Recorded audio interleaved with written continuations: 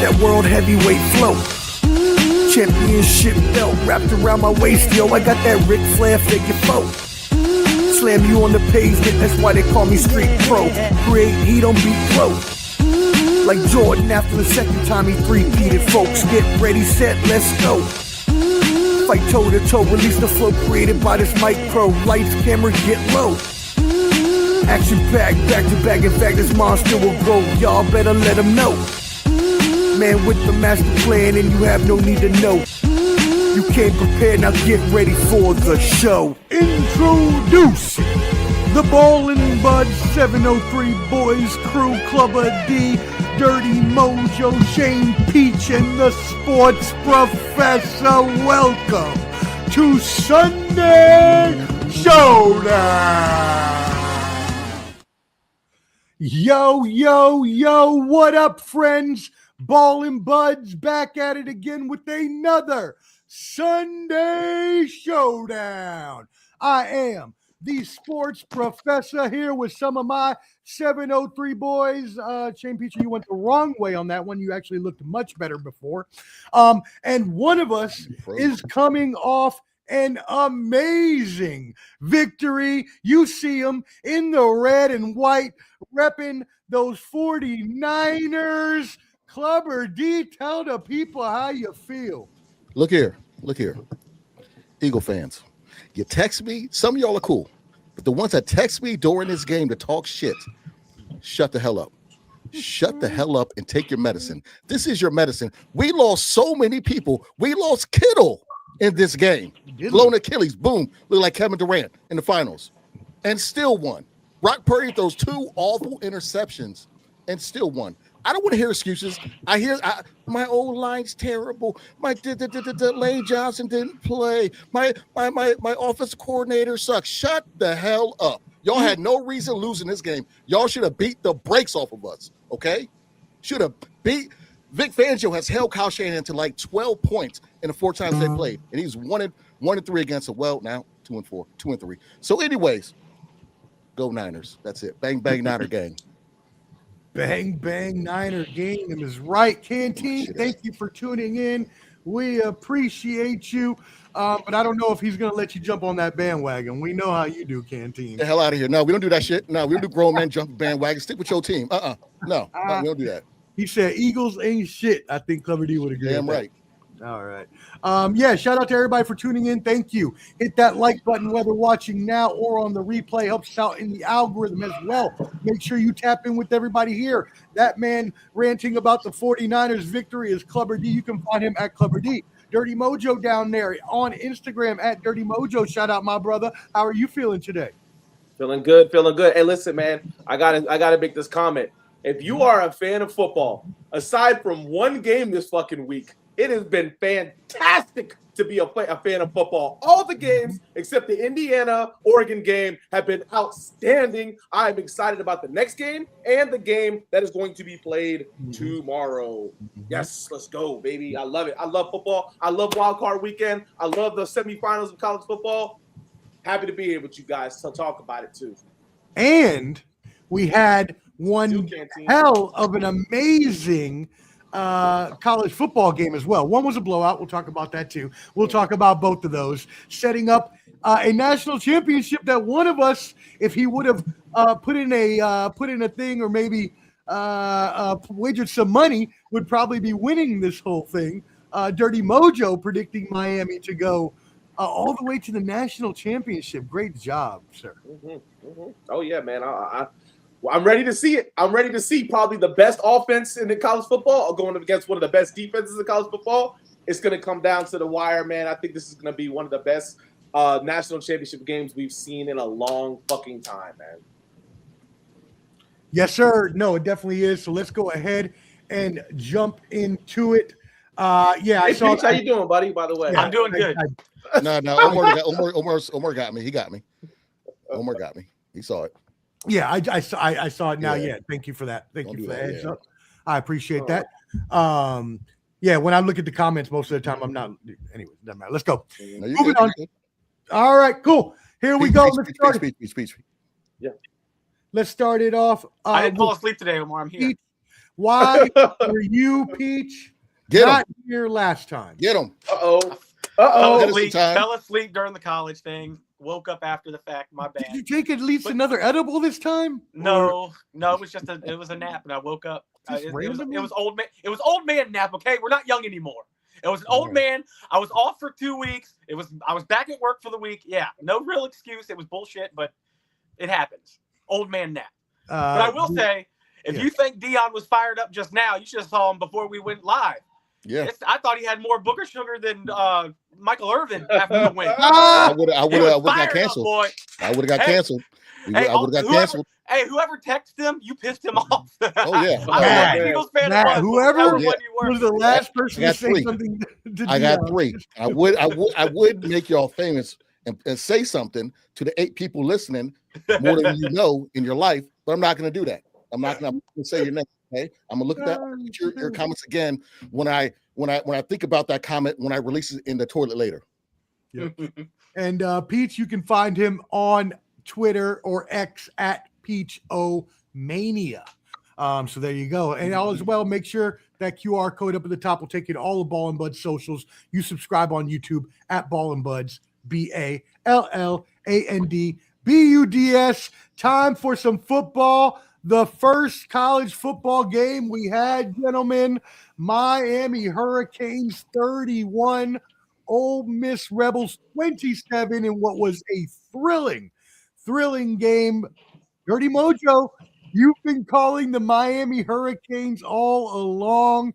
How did you feel about their victory? Look, I said it. I said that I felt as if an experienced led quarterback team and Carson Beck would go out against the Rebels. The Rebels had a fantastic game. They played their ass off. I don't know what it is about the Ole Miss Rebels. They're like the Chicago Bears of college football. They only show up some reason in the fourth quarter like the Chicago Bears do. But Trinidad Chambliss, man, I don't know who's going to get this guy in the NFL, but this guy is a playmaker, and I think he could do the same thing he's doing in college football and the NFL, because I did see that they denied his request to have another year at college football, so he's going to have to go to the NFL draft. But what can you say about that Miami offense? They put points up on the board. They didn't do anything stupid. Their defense was out there playing, even though they couldn't really stop Ole Miss. It just came down to that last drive, man. But you know what? Going back and forth, what a fantastic game. I mean, I don't know how to explain it, man. Hey, you got to give a round of applause to Ole Miss. They went out fighting. They went out slugging without their coach. They're using an interim head coach. Nobody really believed that they could make it that far, man. They played a great game. I still got Miami going into this game. You know, I'm cheering for my boy out there. I actually spoke to him. I don't know if you guys saw it, but there was a part where Trinidad Chambliss was coming across on TV, and there was and my boy actually started to talk to him. And I tell you, my boy Brendan Burton, who plays for Miami, he's a very a Christian man. He's a very God-serving man. So I'm pretty sure he went over there to give him some kind words and say a prayer for him and everything like that. But I got a glimpse of him. Yeah, I got a glimpse of him on television, and I texted him. He actually called me the next day and told me that he got my text and saw me, told me God was good. He said he was getting ready to get back on the plane to head to Miami, to get ready to head on the plane to head to Miami. And I told him, I said, I need to get one of those University of Miami championship shirts if you guys win. He said, no problem, coach. When I come back in town, I'll have one for you. So I'm really excited about him. I'm really excited about that. And what a fantastic game, guys. What do you guys think about it?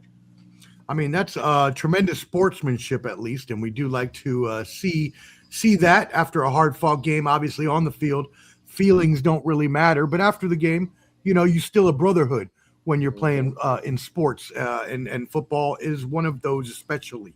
Now, you and Clubber D did bring up Malachi Tony as a key impact player in this game. Man. And boy, was he. Clubber D. You and Dirty Mojo forecasted this. What did you think? You can only contain him but for so long. In that game before, he was contained. He got loose. And that vaunted SEC defense didn't mean shit to an ACC player, okay? He did his damn thing. And funny you say that, because while the game was going on, I had to do what I haven't done in a while and ignore our chat, like literally put it on no updates at all, because Peach likes to do plays before everybody. My YouTube TV ain't that fast, okay? Yeah, she was like 2 minutes. I said, whoa, off. I don't want to hear this shit. I don't want to go on off at all. So when I don't reply, guys, in the chat, because I got unmuted, because I can't do that shit. But please talk away. It's just me. But anyways, I love it. I feel like this is what we need to see. Miami has everything going for them, being at home for this game, and you got the big bad, underrated. No one thought about Indiana coming in to play Miami for a national title, which is just unreal.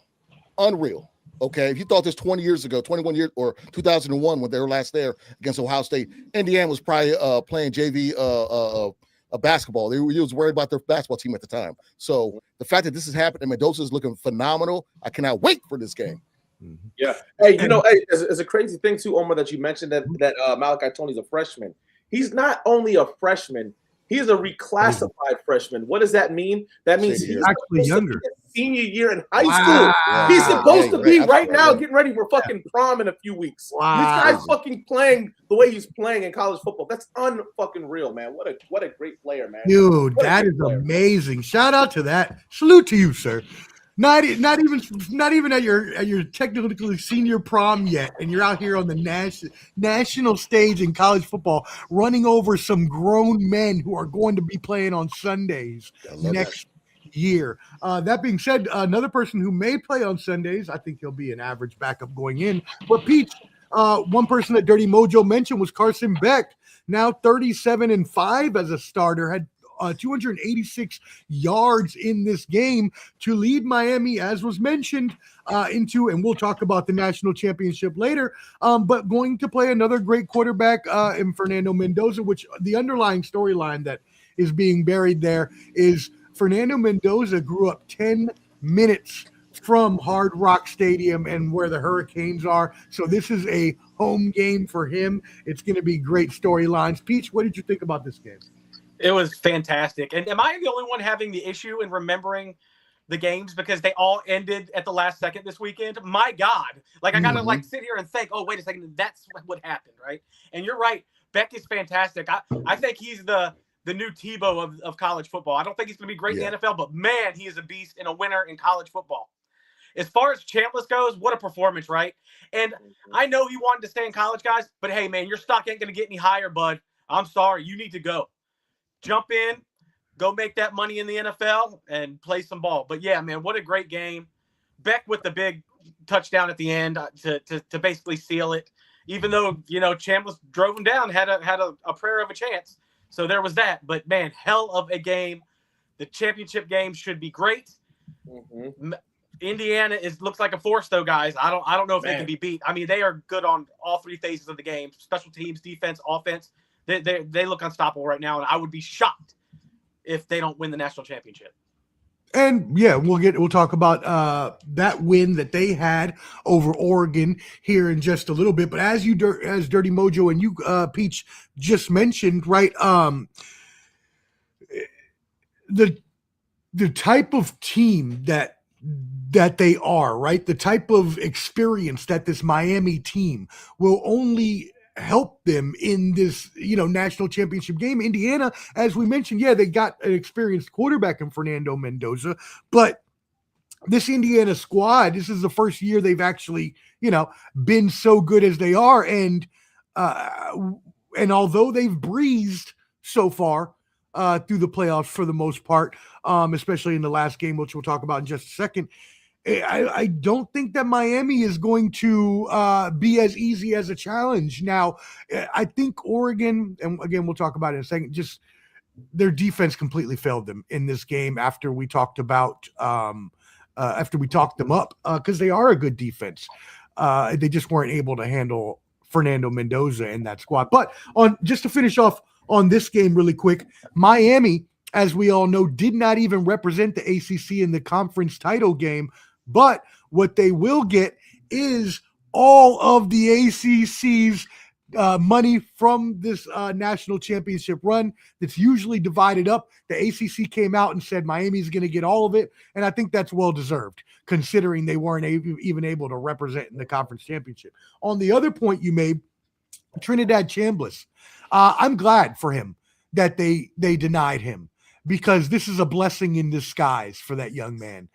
He needs to go now to the NFL when his stock is highest, and he can try to get, maybe a Cam Ward type of situation with the team that maybe, hey, look what Tyler Shock or Shook or however you want to say it did this year. Mm-hmm. If you have, as we talked about last week, development, the coaches, the system to develop these players in the right way, well, then this is what you turn out. And we've talked about it for weeks.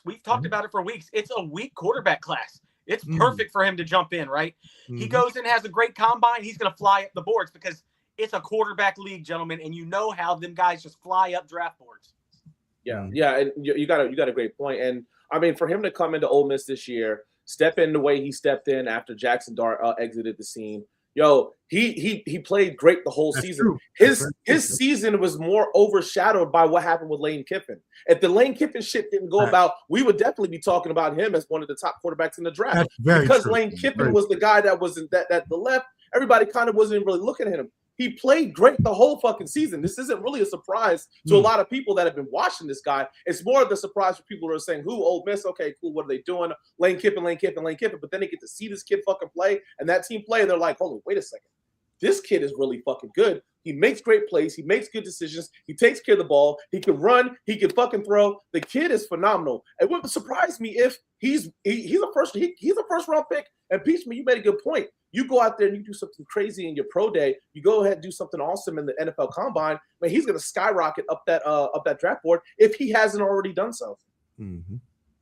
No, I mean, those are all facts that you're spitting. And as I mentioned, right, as Peach mentioned, but as I'm going to add on to, Peach mentioned the weak draft class. This is that type of, rise that he can have, especially if he has a decent combine, or at least a good, and a lot of people don't like to go to the combine. A lot of people pull out sometimes, but, I mean, those things it matters. It matters if just to show up, you know what I mean? Shout out to Mason Parker. Tuning in, says go Niners as well. Shout out. We appreciate you tuning in. All right, cool. So let's move on to that next game that we did talk about, the destruction of the, we talked about Oregon being so good on both offense and defense, top 10 in yards on both offense and defense, but it was not to be this time around. Instead, Fernando Mendoza completely overwhelmed them. And it was actually, I was at the casino while this game was going on. So I'm trying to play some hands of blackjack, and there's a big screen TV on the wall or whatever. And every time I look up, it seemed like they had scored another 10 points or something. And I was like, what is happening right now? This is such a blowout. Peach, talk to us. What'd you think about this game? Like I said, that team is great on all three phases. And I know they're not, they haven't been there before, but they're playing with house money, and they know it. They know they're playing with house money. They fly over the ball, and they're just a great team. And Mendoza, gentlemen, is he one of the best interviews ever? I mean, it is so nerdy, but it's polished. It's polished and great. So, Omar, maybe it is a good pick for you guys. Maybe he will be something. I don't know. It's so intriguing. That's so funny that you say that, because when I was seeing this post-game interview, I thought, sounds like some corny-ass shit Tom Brady would say. That's exactly what I thought. I was like, but it's genuine, though. It's not fake. No, it doesn't seem fake, and that's the difference.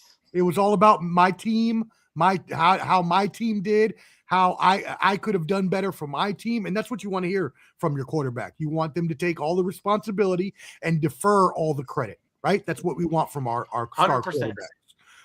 Clubber D, what do you got on this one? Well, I said this last show, and I'll say it again.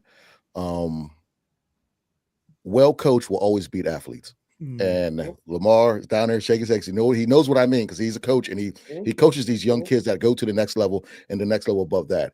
And the fact that if you look at it, the average age of everybody on Indiana is like 22. Okay, they have nothing but like 2, 3, a few 4 stars. They're mostly people that are matured in college and in the sport. Yes. Oh, there we go. But that's one thing about Indiana and the great coaching that he's done. And look at his former program, how they're doing as well, JMU. Now, as far as this game, like Omar, I was down in a casino in Portsmouth with my man, heavy on the poppy, light on the yayo, poppy tune yayo, my man Josh from 86 Boxing. I was down there watching Jerry Forrest knock the fuck out of a dude in the first round, representing Ball and Buzz. I was down there. We were there. We were in the building. Pictures coming out soon. But anyways, every time I was looking at my phone, I was like, okay. And then when it was a little intermission, I saw the score. I was like, holy shit. The next day when I came back home, I watched the game on YouTube to see how bad it really was. And holy shit, Indiana's no joke, man. Now, it could be one of those things where, okay, they played each other before, same conference. I don't believe that. This team is for real. And all the naysayers are going to see this, unfortunately, for Miami on Monday, whenever they play. No, that's Monday, right? They played the 19th. Yep. And we'll actually. Is that one post? Or, there we go. It's on the 19th. So okay, yeah. So you're right about that, though. Is that this team, even though we would never have expected this university to be in this position, they are able to, if they complete this season, be one of the best teams of all time. The way they performed over the whole course of the season, and they would also be 16-0, which is just tremendous, right? With this new era of college football playoffs where we have more games. Now it's a complete NFL season. That's 16-0, a complete damn NFL season, right? We celebrated the scam Patriots when they did it. Anyway, so Indiana, we'll try to give we'll see. Try to give Big Ten their third straight national title after Ohio State and Michigan. Dirty Mojo, what are your thoughts on this game? So I want to talk about the bullies, right? We all grew up knowing about bullies, right? I want to talk about the bully Oregon Ducks. The bully Oregon Ducks did what a couple weeks ago? Ooh, might be you, Deanna. Not what me, is going on? The bully Oregon Ducks did what a few weeks ago? They beat up on JMU. And what did JMU do? They called their big brothers from Indiana who transferred from JMU and made a call. And the big brothers from Indiana said, don't worry, I'm going to beat the shit out of these motherfucking boys for you guys. I'm going to get the payback on you guys over there. And that's exactly what they did. Those boys from Indiana came out there and completely dominated Oregon. Now, this is one thing about Oregon that I dislike. Every year, Oregon has these flashy, like you said, athletic teams that score a lot of points, and they bring out these flashy, cute uniforms, and then they get the shit beat out of them at the end of the season. It happens to them every single year. Stop going to Oregon because they got these cool uniforms, because you're not going to win a national championship playing in pretty-ass uniforms. You better go to an organization that's going to dominate, that's going to help you learn how to dominate so that you can go on and beat these other teams up. But you guys are absolutely right. Deion Peach, every time I looked up, it was a score. It was a score. It was a score. From the first game in Oregon, the game 30-20, this was complete obliteration across the board. I mean, a neutral field, Oregon had no clue what to do, how to stop them, how to do anything against these guys. They were completely outcoached. They were completely outplayed. And you're absolutely right.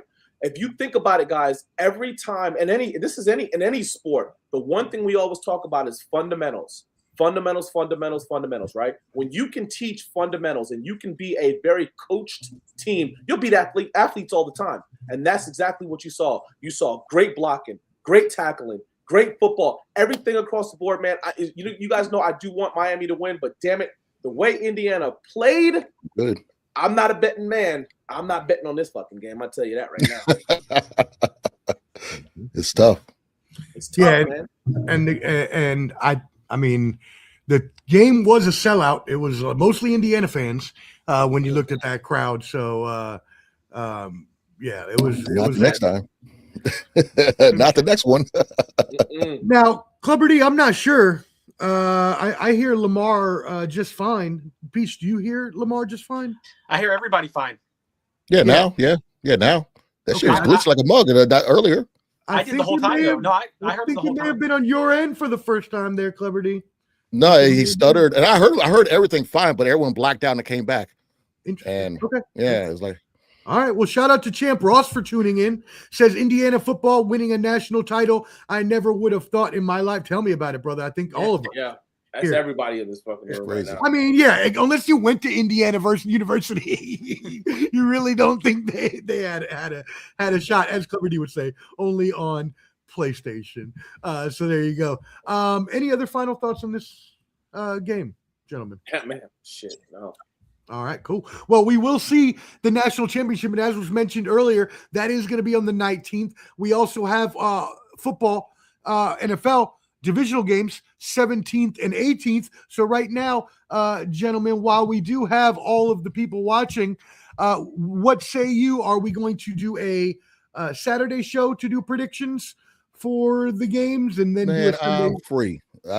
Whatever. I'm good. Yeah, I'm down. I'm down. Let's do it. 100%. Okay. So we are planning now, everybody, so you know now, and you can tune in next Saturday.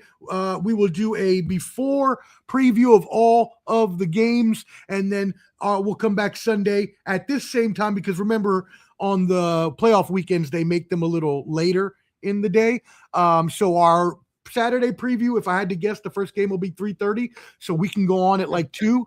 And then if I had to guess, we'll probably be on at like 7:30, a little later. The Sunday, just like tonight, because they stagger that game late. So, well, LJ has a basketball game, I think, at 3, so it might be tough for me. We can do one. Do it a little earlier. I'd be great with that. We could do one. We could do Friday. We could do Thursday. I don't care. Let's do Friday night. Friday night is that a good night for everybody? Friday night. I'm sorry. I'm joking. I'm good with 1 o'clock on Saturday. How's 1 o'clock on Saturday? I could do 1 o'clock on Saturday. 1 o'clock Eastern Saturday, 7:30-ish Sunday evening. Cool. All right, perfect. And let's go ahead and that's up to y'all. Did you see the private chat that Clubber D had there? No. That is no. They can't see it. I saw it. That's something we could talk about. We already predicted the games tonight and tomorrow the other day, so technically we don't have to predict those again. So let's just go ahead and move it into the 3 games that we saw, and we'll get out of here. All right. Yeah. So let's go ahead and we'll run into it. The Los Angeles Rams over the Carolina Panthers. Man, when I first saw that Matthew Stafford was not having the greatest of games and the Carolina Panthers were really making a run for this, I started to think, man, the Carolina Panthers, are they for, like, we kept thinking, like, inconsistently all season, are they really for real? Playing the good Los Angeles Rams team to a 34-31 wild card thriller. Clubber D, we'll start with you on this one. This is your division with the Rams. What you got?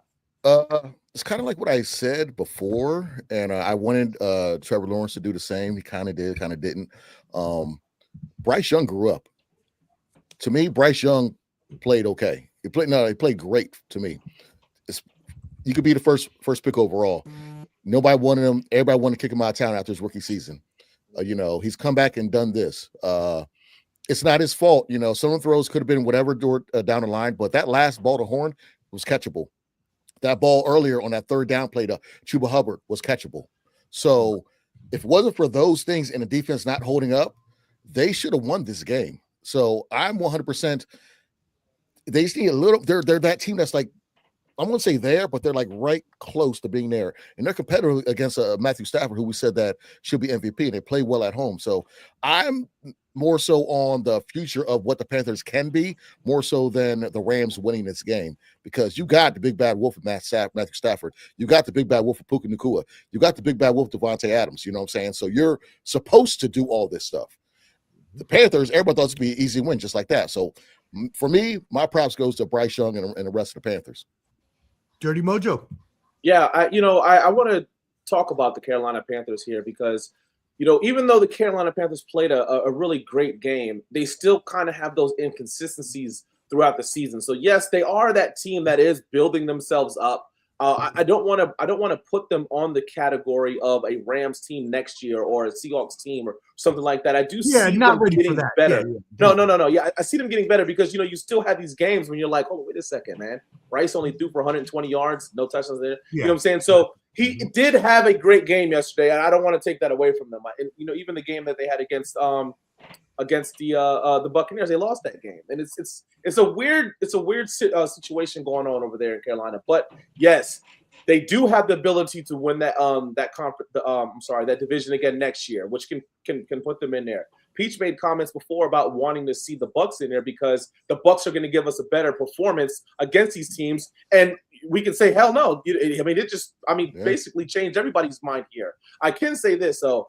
The last quarter of the NFL has been a great quarter this year, this fucking year. I mean, from the Bears now being 7 wins, from Tampa Bay winning games and losing games in the last 2 minutes to this game, it's been a great year for the fourth quarter in the NFL.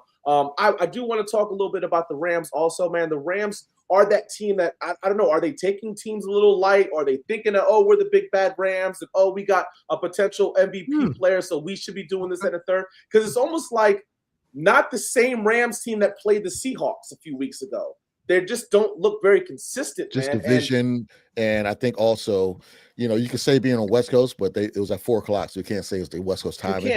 But it's just, I think it's a mix of their older team. Carolina's a little younger team, and these Stafford's 37, 38. Yep. He's getting close to that. He's not playing like it, but he's getting close to that age where sit your old ass down. And we all thought that they were going to go in there and just kind of like manhandle, and it started off that way. But the Carolina Panthers just actually played. They played like, listen, man, we might have a losing record. We are the NFC South champions. You are in our home stadium. We're not going to just roll over and let you guys spank our ass. We're going to come out here. We're going to play football, and that's the great thing about the parity of the NFL is that it doesn't matter what team you are. Once the playoff starts, everybody's record is 0-0. And anybody could beat anybody on any given Sunday. I know that's a cliche, and that's one of those things. But, I mean, you just seen this with the Carolina Panthers. And, the Rams, they're going into a Bears team next week, right? They're going to be playing a Bears team. Don't go in there sleeping on these guys, man, thinking that they can do the same thing. Being a young Bears team, that Bears team will come out there and punch you in the mouth. But next thing you know, you'll be right at home, right here on the couch. But it won't be until the fourth quarter, Lamar. It won't be until the fourth quarter. You can say that again, Peach. You can say that again. And I saw an interesting juxtaposition here between and more similarities than anything between this game and the Buffalo Bills, Peach, because what I saw on the last drive was a Carolina team and a Jacksonville team that weren't necessarily where anybody thought they would be at this point, right? None of us really thought these teams were going to be playoff teams at the beginning of the year. So when I'm seeing the Rams, Matthew Stafford with the ball the last minute, when I'm seeing a Josh Allen with the ball with the Buffalo Bills, the only thing I can help to think is this experience, the weapons, the team that they have, they're going to score. Los Angeles Rams did. Parkinson with the touchdown. What did you think? I agree with what everybody is saying. I thought this was going to be a blowout. I mean, the Rams are supposed to be one of the best teams in the NFC, and they should definitely not lose to the Panthers. And then it looked like Lamar said, it started off. I mean, Puka Nacua with 3 catches and a touchdown. You're like, here we go. But then no, man, that Carolina Panthers team fought. They fought hard. They made it a fun game to watch. And Lamar, you forgot the big point that you've been bringing up for weeks. They're a different team at home, and you were right the whole time, and I should have just thought about that before I thought it was going to be a blowout. They played a hell of a game, and hey, shout out to Bryce Young. He grew up, and now he's got the playoff experience. Yeah, and you know that is, man. That's the Bryce Young that played for a Nick Saban, an Alabama team, where you keep your composure. And there's been games when they were losing, and and he had to keep his composure to bring those teams down and win. And it showed, man. It really did. He was able to control the ball. He was able to make good plays. Unfortunately, he couldn't make those plays that can get them back in the field goal range to tie the game and potentially put it in overtime to potentially win the game. But I mean, hats off to those guys, and they're going to grow. They're going to get some guys in free agency. They're going to get some guys in the draft that could probably make that team a better team, and look for them to potentially win NFC South again next year. And another team like the Panthers and like the Bills, the Bears. No one would necessarily expect them to be this far along, but wow, down 21 to 3 at halftime. You pretty much thought this game was over with. I know I did. I was like, well, that's it. Packers are going to win this game. Holy crap, the Bears came back. Well, because think about it, Peach. First of all, Ben Johnson was making rookie mistakes in the first half, going for it every time on fourth down and missing. He's in Detroit. Completely. And so you're thinking at this point, well, maybe he's just in over his head, and maybe they just need another year of seasoning. But Peach, you seem to disagree. Talk to us. No, I agree, and I was saying it during the game, but I knew it wasn't over. And this is where Bears fans get on me. They're like, you probably don't watch my team. If you watch this program, you know I really do, because I've been telling the world that they don't play good through 3 quarters. And now the whole world saw it. This is the Bears all year long, man. If you leave them in the game, you're screwed. I don't know what it is. Caleb Williams in the 4th quarter is one of the best quarterbacks on the planet. And I don't know why he can't do it in the first three quarters. I don't know why, but he just comes alive. It's like, oh, it's game time. Let's go. Put on my helmet. I'm going to go out there. I'm going to bring us back. And he does. Now, the choking side of Matt LaFleur is what we need to talk about. Are they going to fire him now? And that's being talked about. I think it's crazy. It is. I think it's crazy too. I do too. He doesn't go out there and make kicks, right? That kicker screwed them yesterday. Three kicks. An extra point, 2 field goals. Oh, and think about it. If he makes that last field goal, even if the Bears score, they just need to get in field goal range to win the game.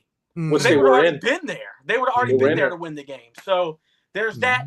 Bears fans, come at me. You deserve this, man. You are the Washington Commanders this year. You are, and I think we'll talk about it later. The mighty Eagles losing. I think the dang Chicago Bears might go to the Super Bowl, gentlemen. I'm telling you. Whoa! That's a bold prediction there, my friend. We will see if that comes true. It's a hot take, Jake-like prediction there. I like it. Look, Caleb Williams, like you said, just making clutch throws. Another one here to Maryland Terrapin DJ Moore. Salute, brother. Dirty Mojo, what were your thoughts on this game? Look, that 4th and 8th throw to Rome Odunze was, running to his left, off his back leg, throw that. That was the game winner right there. That right there, man, that's such a clutch pass. They said that he had been doing that when he was at USC, man. That was an amazing throw. My thing is this is a stat that I want to give you guys, man, because you guys just talked about it. I think I said last week about Matt LaFleur and talks about him getting fired, right? Like, no way. I remember I said if he's one and done, there's a good chance that his ass is out of there. This is the second time, guys, that Matt LaFleur has been on a 21-3 halftime. You want to know when the other time he was on 21-3? When he was the offensive quarterback coach for the Atlanta Falcons in the Super Bowl, which they were up 28-3. They were up 21-3 at halftime, went up 28-3 and lose that game, right? And guess who's back in Atlanta? Matt Ryan. Wouldn't that be crazy if they fired him and Matt LaFleur becomes the new coach? That's right. Well, just caveat that for the Green Bay for the Atlanta Falcons. The reason why they were talking about on the radio up here on Friday that the Commanders were going to get Blau was because God, what's his name? Coach of the Commanders. I'm tripping. Quinn let LaFleur go when Shanahan left. You know what I'm saying? And he felt like he didn't give an upstart a chance. That's why they're saying the Commanders got Blau instead of letting him go, maybe be a coach later on and let that happen. So a lot of that, they were talking about that prior to the Blau hire on Friday on the radio up here. Dion, that's a great point. And I don't want to talk about my team because my team's out of it. I don't want to talk about the Green Bay Packers and Chicago Bears, but that's what the Falcons wanted. We wanted them to promote Matt LaFleur to offensive coordinator because he could have kept that Shanahan-style offense in Atlanta when we still had those guys there. They let him go. He ends up going to Green Bay, become the head coach, and you saw what he did. That was in 2017. He's been a great leader for them since 2017. So, but you can't really put that on the floor, man. They made great plays. They did everything. Their kicker missed 2 field goals and an extra point. That's 7 points, man. That's 7 points. You made a great point, Peach. Had he made that 1 field goal, they're in field goal range to kick the ball to win the game. You can't really put that on Matt LaFleur. The game was called great, but Peach has been saying this all year long.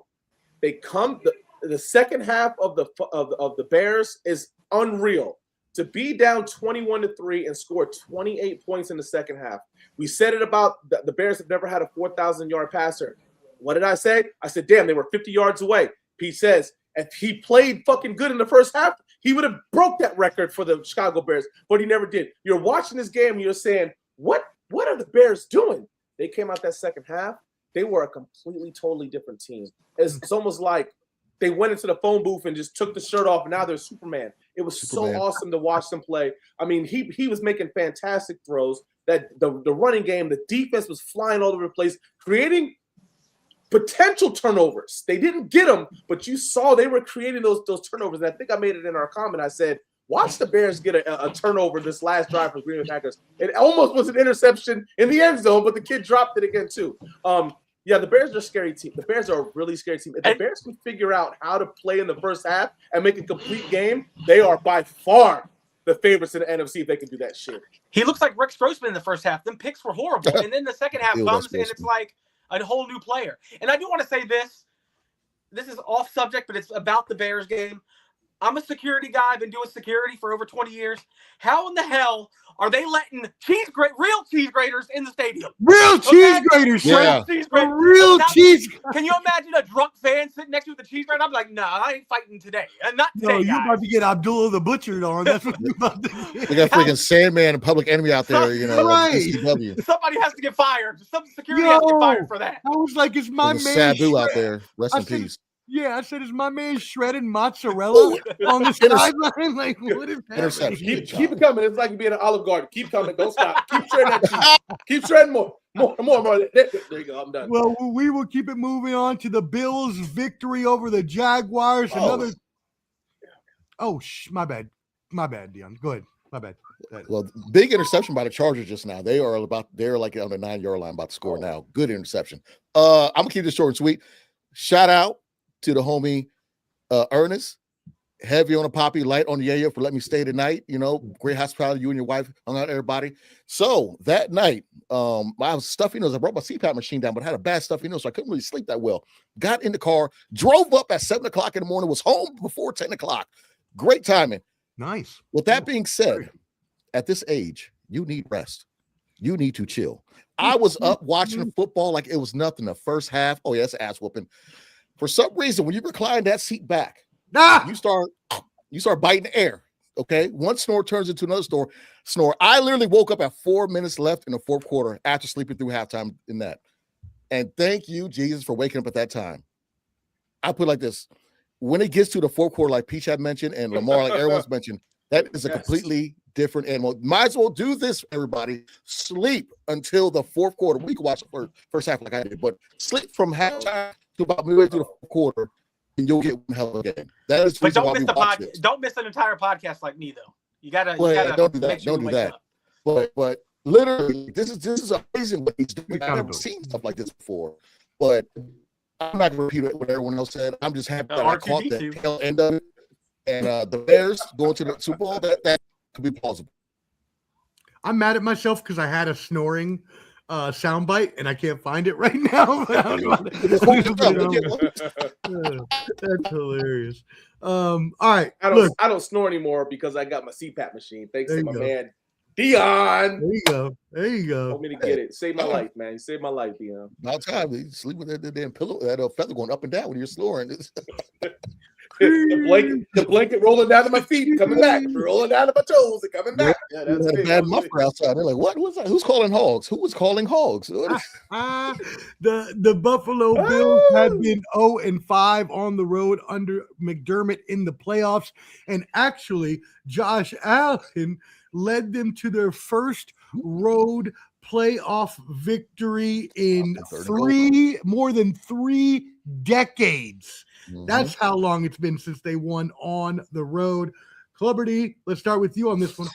So Josh Allen did what Tyrod couldn't do. Tyrod got them to the playoffs and started this whole stuff. Josh Allen's rookie year. Josh Allen took that next step and got them their first playoff road victory, since, like you said, 30 years. This game was back and forth. I actually had the Jaguars going to win this game, and shout out to Parker Washington. He showed his ass. Brian Thomas came out for like two catches. I was completely wrong on that one, but I honestly thought that this would be the game that Trevor Lawrence, would take that next step. I'm not gonna put him in the same category as Bryce Young, because Bryce Young, is second year in the league or whatever. But Trevor Lawrence, you should have won this game. I'm sorry. When your knee hit the ground prior to getting that first down by the goal line, little things like that. I know you can't catch the ball, but you gotta do a little more. I'm a little disappointed in the Jaguars because they could have made some noise in the playoffs. But shout out to Josh Allen, Gabe Davis and that hit. I did not like that hit that dude who took his knee out. I can't stand that for receivers. Reminds me of Brandon Ayuk. But shout out to the Bills. They're a scary team. They are a scary team. And Tampa, not Tampa Bay, but the Broncos, right? They got the Broncos next, or we're not too sure yet. No, they're not sure yet. They got to wait till all the games fill up. If they get the Broncos will be on those. That's two. That'd be a very good game. And you mentioned the Carolina Panthers. Look, I don't think they're this. Like you said, they're not same as Bryce Young. I don't think the team is either. I think Jacksonville is a little better of a team. I was talking more to quarterbacks. No, I know. I'm agreeing with you. I'm agreeing with you. Yeah. What I'm doing is I'm correlating your quarterback argument to their overall team. Gotcha. I agree. I think Jacksonville is actually kind of like the Bears, kind of on the way up to that next level sort of thing. Dirty Mojo, what you got? Good comparison. Look, the outcome of this game came down to two things. It came down to the turnover battle, which was won by Buffalo, and it came down to Jacksonville missing a field goal. That's what this game came down to. And if you look at the stats across the board, the game was an even-ass game.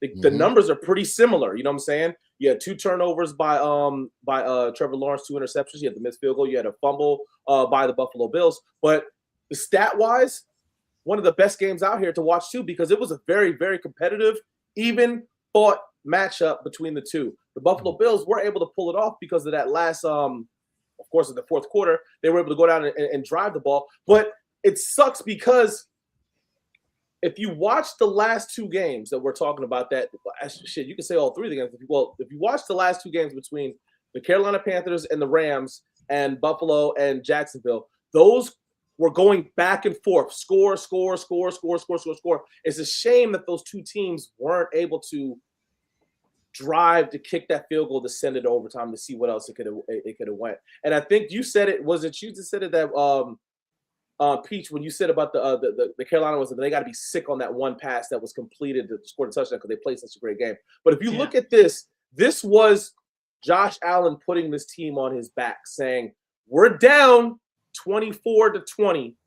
I'm gonna bring us back, and we're gonna win this fucking game." And he put them on his back. That 9-yard quarterback push to the 1-yard line, he was not gonna go down no matter what. Matt Leinart, USC all over again. Man, yes, Notre Dame. You know what, Dirty Mojo? I'm so happy you said that because I'm watching the game and I don't know if anybody else noticed it, but I noticed the slip up by Al Michaels. He didn't call it the tush push; he called it a push tush. Yeah. And so when I heard this, the connotation in my mind with a tush push is someone's getting behind and pushing you by the ass. But the other connotation to me was like the jail kind of you getting your shit pushed in kind of thing. And so when he said that, I was like, that did not sound right for some strange reason. Next thing I know, Josh Allen goes for 10 yards, like you said, on the tush push. Man. And I said to myself in my brain, I was like, damn, maybe it was really a push to tush. It was. To me, it was Matt Leinart USC against Notre Dame. That's literally what I thought it was. My personal opinion. And to be honest, man, and when it comes to experience, and we talk about this a lot, at some point the way the game was going both ways, right? Jacksonville should have just let him score.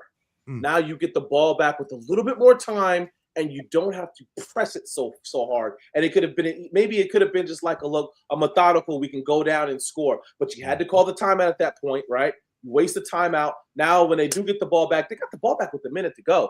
Imagine you just let him kind of go in there and score, right? Imagine you just let him go in there and score. You're getting the ball with 2 minutes. Now you can really call your plays. You can really do what you need to do to score, to get in the scoring position to tie it up. But that's something we'll never know. But it's all about experience from the players on the field to even the coaches saying, hey, listen, guys, let his ass get in there and score. We'll get the ball back. We'll only be down by 3. We can try to win this. But I mean, hats off to Jacksonville. They finished the season tremendously, and I'm looking forward to them being the top of that division again next year, along with Houston Texans, who play tomorrow. So let's just see how these guys go out. They get some pieces coming back in there. They'll get their boy coming back. So, hey, look, man, hats off to these guys. Tough loss for those guys, though, man. But Buffalo Bills heading on. I'd like to see Buffalo Bills move a little further without having Patrick Mahomes and Lamar Jackson. I'd like to see Josh Allen maybe see what he can do and Joe Burrow. He can make the Super Bowl. Yeah. And Joe Burrow's out of there, too, yeah. And Peach, he's right about one thing. The Jaguars, with a little bit of development, some key pickups, and a good draft, can be right there at the top of the AFC next year. What did you think about this game? It was another great game, like all of them this weekend. Oh. And you're right, Lamar. Josh Allen picked them up on their back and took them on to the promised land to the next round. But something that nobody's mentioned, I think he saved Sean McDermott's job, guys. If they lose today, bye-bye, son. You got to go. And he still might have to go if he doesn't move to at least the AFC Championship. But we'll talk about that later down the line. It was so disappointing, Jacksonville getting the ball back, and the pick happened so quickly, right? It did. He threw the pick. So, they barely just came back to commercial. I don't even think the announcers had time to say anything, and it was already turned over, game over. And like you said, they had to rush Lamar because they had to waste that time out. And the worst part is, gentlemen, they have a kicker that can kick from 68. Yeah. I've seen him make it. They only had to go 30 yards. They didn't have to go far, right? So that's the disappointing part about it. But I'm happy for Josh Allen because this has to be his year. I've said it all year long. If they don't win the Super Bowl this year, he might not ever win it with this coaching staff. So let's see what happens down the road. Okay, let's see what happens. The last game that we're going to talk about, Clubber D, you had a rant earlier. I'm not sure. I am sure that you have more. What did you think any more on this game? So I was listening to Larry Krug, and he's one of the guys that follows the Niners. And before I get to that, I sent Lamar. I mentioned it in this show a couple of weeks ago, and I sent it to Lamar about how Chase Sr. had broke the story about the 49ers practicing next to some type of electrical power plant or something like that. And I don't know the name, but the meters is 4 times or 5 times what they should be. And enough of that, exposure can cause soft tissue injuries. Radiation exposure. It's literally, the guy had the meter said this is a Monday on a non-peak hour, and it's supposed to be -8 and it was +8. So, when there's smoke, there's fire. I'm not a big conspiracy person. When the Chernobyl is happening here, that's either literally Chernobyl stuff or some tinfoil Lamar, stuff. you saw it, right? I sent it to you. I saw the video. 100%. It makes sense. All the injuries and stuff. You got Kittle just now popping out Achilles like Kevin Durant. So, with this game, Larry Krug had mentioned that the Niners should defer, give Philly the ball first. I'm sorry, they should get the ball first, and try to set the tone of the game. And that's exactly what they did, because you got to remember the Philly home fans are very fickle. Okay. They literally egged the offensive coordinator's house this year. I see why, but it's the same guy who got you a Super Bowl. Shut the hell up. People love to get to that level.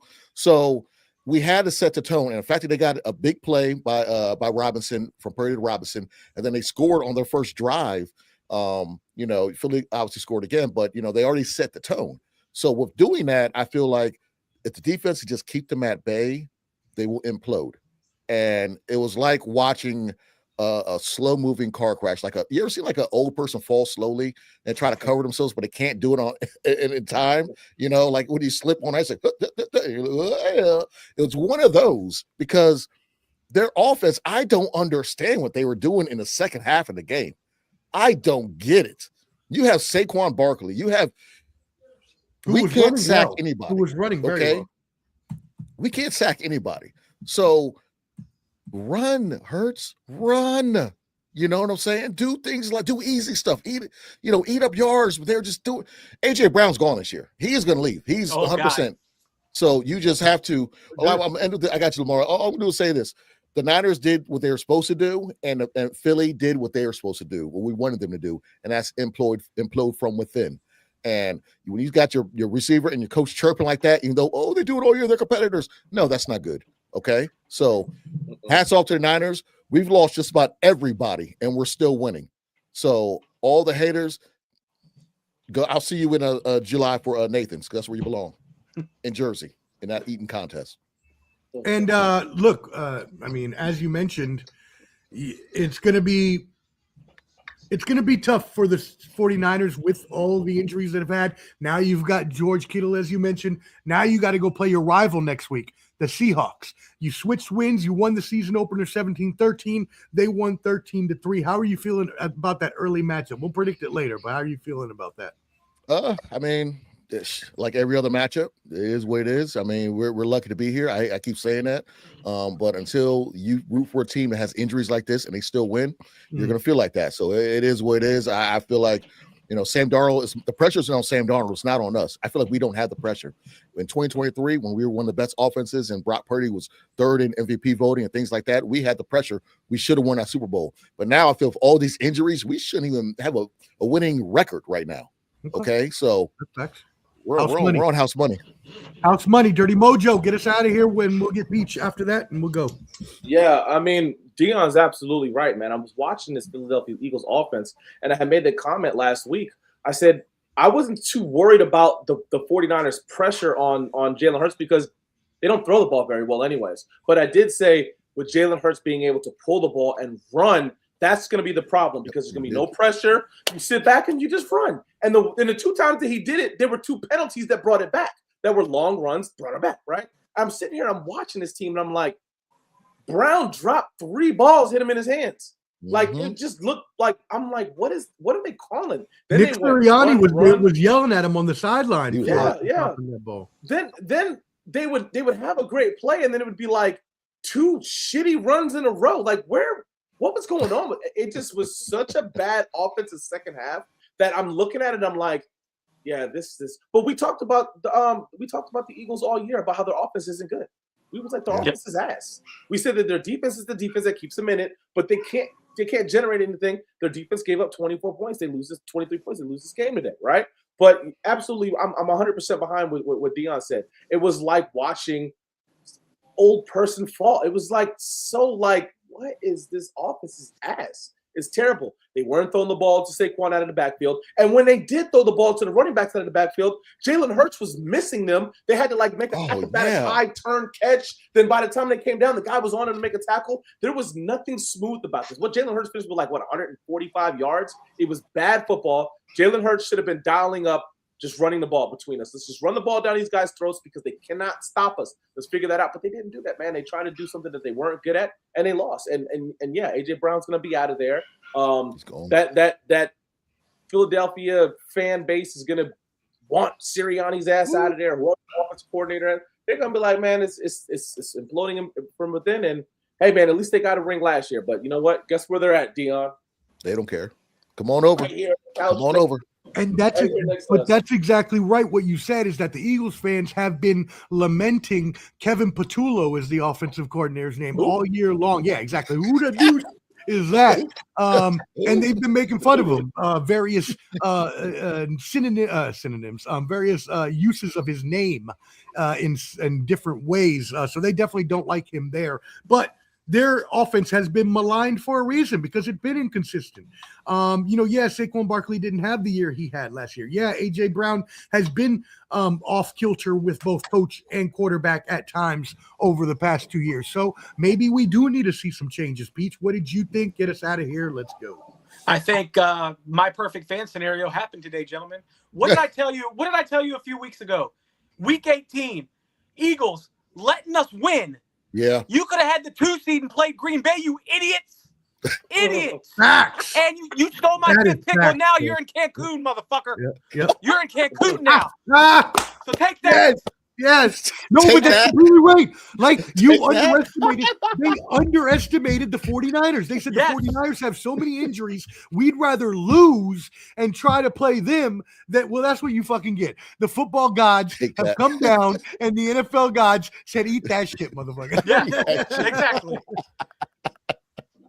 It was a great day. It's a great day to get them out of here. So there's that. Hey. As far as the Niners go, Dion, your quarterback tried to give the Eagles the game with them horrible picks, man. Trust me, he looked like dog shit. I'm sitting there. I got a homeboy. Not to cut you off, Peach. I got a homeboy who's a Niner fan. He hates Purdy, so he's sitting there like just da da da. I said, don't cheer. Don't cheer on the last drive. Don't cheer on the first drive. If you hate him, you cannot cheer. You don't even like this win. All right, so shut up. But yeah, he played like dog shit. I can't. I got those space, man. He like dog. He was good when we needed it, but those interceptions were just, I know the wind was going, but those were just, that's bad. That's bad. Wind had nothing to do with throwing it when the guy's blanketed. I mean, come on. True. Like, that's true. Wrong read. It was a little lollipop, and I was like, oh, come on. You could have won. You could have sealed this game with this drive. You know what I mean? Take some time off the clock. But yeah, but it's going to be tough for them because of the injuries. They're a good team, and they have good coaching, so anything can happen. And we all know that the Seahawks quarterback turns into a pumpkin at some point this time of year. You are waiting for you that. already You are waiting my for that, prediction. bro. I thought about that right when San Francisco won. I was like, oh, Darnold going to be seeing pumpkins, ghosts, and turning into a pumpkin. You're going to be seeing pumpkins. And That'd be great, too, if he saw pumpkins. That's what my homeboy, who's a Niners fan who hates Purdy, he's like, oh, Darnold's better or Kirk Cousins is better. I'm like, dude, do you watch football? Do you watch football? Stop being stupid, people. Golly. All right. Hey, I will say this, though. Go I will ahead. say this about the 49ers, man. If they do have to play a team that can throw that football, because the Eagles could not throw the ball, and they are going to have a tough, man. Dion, I actually was, because this is the one time I actually got to watch the 49ers defense the whole game, not just flipping around. Man, it is, woo, man, not having any kind of pass rush. Shit, man. Just like the Bears game that we won, okay? The last 7 games or whatever, Brock Purdy's been number 1, 2, and 3 in a lot of quarterback stats. And we've been putting up a lot of points. So to hide the defense has been putting up points. It's just the last 2 games haven't really been like that. But caveat to that has been, like I told, I think a show before ago, it's not about the sacks. It's about getting the quarterback off his pivot, getting him moving around, getting him pressuring him, not sacking him. Because if we get him off his foot, whatever is his zone, then a play might go in our favor. So I think that's the style or what they're going for, because they know they can't sack him. So might as well just get him moving around and break the rhythm up. That's what I'm looking for. Get him moving, get him thinking, like you said, break the rhythm, get him off his footwork, which affects your accuracy. And hey, look, y'all, if y'all stay tuned to Sunday Showdown, we are number 1, 2, 3, 4, and 5 on your top list of NFL and CFP shows. And look, you didn't miss anything because we've been a lot more fun than this game has thus far. The Patriots just kicked the field goal to go up 3-0 with 13 minutes left. We will get you out of here now so you can go watch that game. Tune in with Clubber D at Clubber D on YouTube. Dirty Mojo at Dirty Mojo on Instagram. Peach O-Mania is Shane on X or Twitter. QR code up there at the top. Social media at Ball and Buds on YouTube. BALLANDBUDS. Any final thoughts, gentlemen, before we go? I got one real quick. Shout out to my homeboy. Shout out to Breezy. Y'all know who he is down in Fredericksburg, where the hell you live at down there. Shout out to my homegirl Tam. You guys are Philly fans. You guys took it like a champ. Bang bang. Niner gang. What you got? Anybody else? Peach, Dirty Mojo. Hey, man, just hoping for more football, man. It's sad that the season's coming to an end soon, but it's been fantastic while we still got it. So that's all I'll say. Yeah, another great year, another great wild card weekend. I hope this just Chargers Patriots game somewhat of the same with what's been going on all fucking day, all yesterday, and then tomorrow's game between the Steelers and the Texans. I hope it's another one too, man. I'm looking forward to these next 2 games. Like I'm like, hurry up, come on, let's get out of here. So I can go watch the game, man, inside the house. So man, man. Hey, yeah, I know, right? I'm in the clubhouse. You always gotta have the second computer, man. Look, I got another one over here. Right on my phone. They're not looking at this bad boy. Hey, and look, this was another great show here at Sunday Showdown. We appreciate everybody that tunes in. And look, the season may be ending, but we're still on fire. Tune in next Saturday at 1 p.m. Eastern and next Sunday 7:30-ish, 7:45-ish Eastern for Sunday Showdown. For Clubber D, for Dirty Mojo, for Shane Peach, I am the sports professor, Omar Fonseca. We will see you next week. Chop on them cheesesteaks, Philly!